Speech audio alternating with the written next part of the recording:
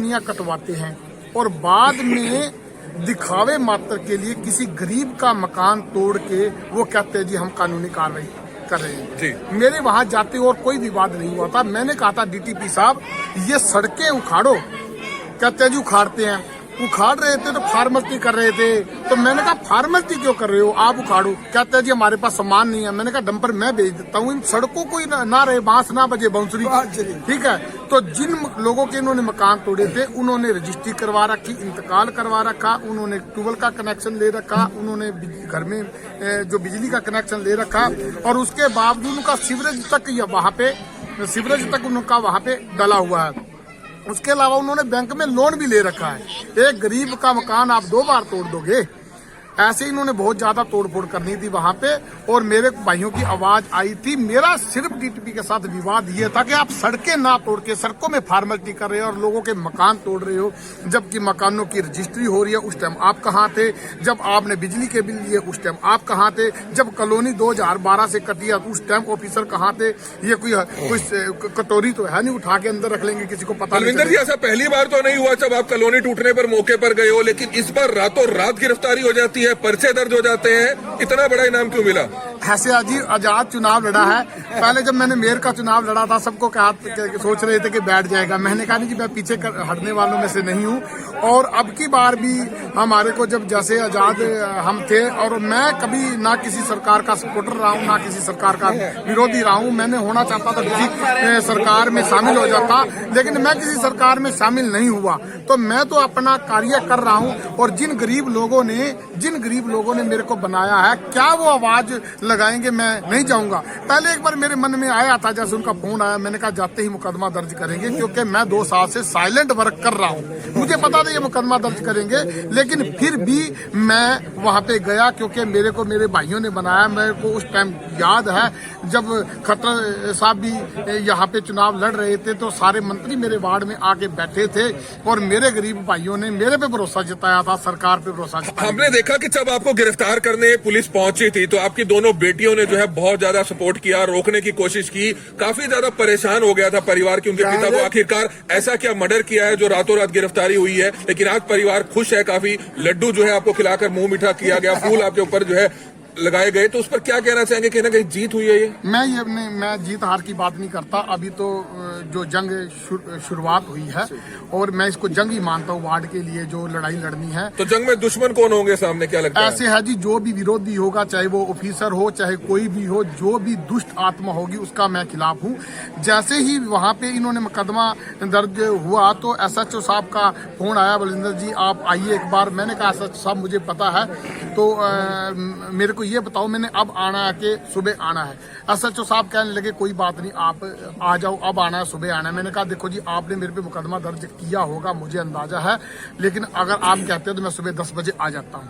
तो आपने चुनावों में मुख्यमंत्री मनोहर लाल खट्टर जी का काफी साथ दिया, तो अब आपकी गिरफ्तारी हुई है, आप जमानत पर आए हैं, तो आप उनसे भी बातचीत करेंगे कि आखिरकार मेरे साथ ऐसा क्यों हुआ? गिरफ्तारी ही नहीं हुई है, गिरफ्तारी का तरीका क्या था वो आप समझ सकते हो। जब मैं रात को 7 बजे फोन कर रहा हूँ SHO साहब के पास, सेक्टर 32 के पास, उनके साथ मेरी बात हो गई है। अगर मैंने भागना होता तो मैं क्यों भागता, और मैं जनता की लड़ाई लड़ने वाला मैं क्यों भागूंगा? इनका तरीका बिल्कुल गलत था। जब मैं आया, मैं पीछे अंदर बाथरूम में था, उसके बावजूद मुझे नहीं पता कि पुलिस आई है, मुझे क्या पता। एकदम धड़क धड़क धड़क आवाज लगाएंगे तो बंदा अपने आप को सेफ जगह पे तो बैठाएगा। परिवार ने बताया कि मारते पीटते लेके हमारा पिता भी है। आप ऐसे है, मैं कुछ नहीं किसी पे आरोप लगा सकता। आप मेरा CCTV कैमरा चेक करें, आपको तरीका पता लग जाएगा क्या तरीका था। मैं कोई क्रिमिनल था? सीटते हुए ले गए? बिल्कुल, वो तरीका बिल्कुल गलत था। मैं एक बात और बताना चाहता हूँ, मैं आज तक मैं अंडा नहीं खाता, अंडे तक का भी मेरे में कोई ऐब नहीं, मैं दारू नहीं पीता, मैं कभी 2 नंबर का काम नहीं करता। आप 7 साल से देख रहे हो, लेकिन मैंने ऐसा क्या गुनाह कर दिया था? अब ऐसे है, वो वहां पे मेरे नाबालिग बेटा है उसको भी उठाना चाहते थे। इन्होंने वहां पे जाके ITI के पास गाड़ी रोकी, उन्होंने बोला कि देखो ऊपर कैमरा तो नहीं है। वो कैमरा सोच रहे थे भी कैमरा तो नहीं है, उन्होंने कहा 200 मीटर और रोको आगे जाके। वो 200 मीटर कैमरे से दूर रोकी गाड़ी, कहते अब इसका बेटा पीछे आ रहा है, उसको उठा के अंदर डालो। फिर मेरा वहां पे विवाद हुआ, मैंने कहा मैं अपना सहन कर लूंगा, बेटा मेरा नाबालिग है, उसको अंदर डाला तो मैं बिल्कुल सहन नहीं कर पाऊंगा। और वो तो सौभाग्य ये रहा कि वो उस कार में मेरी बेटी थी पीछे, ना कि मेरा बेटा था। और यहाँ पे अंदर छोटी वीडियो बनी है, जो मेरे महावीर लड़का है, मेरे बच्चों समान है, मेरे घर पे ही रहता है, तो उसने पूरी वीडियो बनाई थी। वो जाते हुए उसका मोबाइल छीन के ले गए। तो अगर आप बिल्कुल सही कार्य करते हैं तो आपको मोबाइल तो अब आपके वकील है भूपेंद्र सिंह राठौर, उन्होंने कहा कि अगर आप कोर्ट में जाते हैं, सुप्रीम कोर्ट तक जो है हम इस मामले को खींच सकते हैं, क्योंकि जो आपकी गिरफ्तारी हुई है वो गलत हुई है। आप जाएंगे कोर्ट में आगे? ऐसा जी बिल्कुल ऐसा, वो मेरा वकील नहीं है, वो मेरा भाई है। जो उसने मेरा साथ दिया है ना, तो वो कोई सगा भाई भी इतना साथ नहीं दे सकता। उसने पार्टी से हट के साथ दिया है। और यहाँ पे बात चलती थी, वहां भी जेल में भी जो लोग आए थे, बात चलती थी, कहते हैं जी पहले करनाल में ऐसा दृश्य कभी नहीं हुआ था, क्रूर से क्रूर लोग भी यहाँ पे थे, लेकिन ऐसा कार्य कभी भी, करनाल शांत शहर था, पहली बार यहाँ अफरा तफरी मचाई है। और ऐसे वो भी आजाद पार्षद ऐसे कुचलने का काम पहली बार करनाल। तो ऐसा क्या लगता है आपको, इतना कौन प्यार करता था आपको, जो इतना प्यार जो है आपके ऊपर झलका? ऐसे है जी, वो तो मुझे भी नहीं समझ आ रही भी कौन कौन इतना ज्यादा प्यार कर रहा है, वो आपको समझ आ रही है। लेकिन आप ये समझ सकते हो कि यहाँ के छोटे मोटे लोकल नेता के कहे पे इतने क्रूर तरीके से आपको आपके घर में बेइज्जत करके कोई नहीं। एक आपने ये भी आरोप लगाए थे कि आप ही के वार्ड में इतनी कॉलोनियां क्यों टूटती है? कॉलोनियां टूटे, मुझे प्रॉब्लम, मेरे वार्ड में भी टूटे, जहां मर्जी टूटे, पर कॉलोनियां टूटे, ना के मकान टूटे। उनके सीवरेज उखाड़े जाएं, उनकी सड़कें उखाड़ी जाएं, वो टूटे। कॉलोनियां तो ना मेरे वार्ड में टूट रही है। कॉलोनाइजर्स के खिलाफ मामले दर्ज हुए, उनकी तो आज तक गिरफ्तारी नहीं। मैं बताता, कॉलोनाइजर के जो मुकाम हुए हैं ना, वो तो हुए हैं। कॉलोनाइजर के मैंने उसको डीटीपी साहब को बोला था कि आपने कितने मुकदमे दर्ज करे आज तक? वो कहता है जी 12-13 करे। मैं कहा डीटीपी साहब आपने कहाँ मुकदमे दर्ज करे हैं? जैसे एक कॉलोनी काटी है, उसने अपने नौकर के नाम से काट दी और आपने नौकर का चालान कर दिया।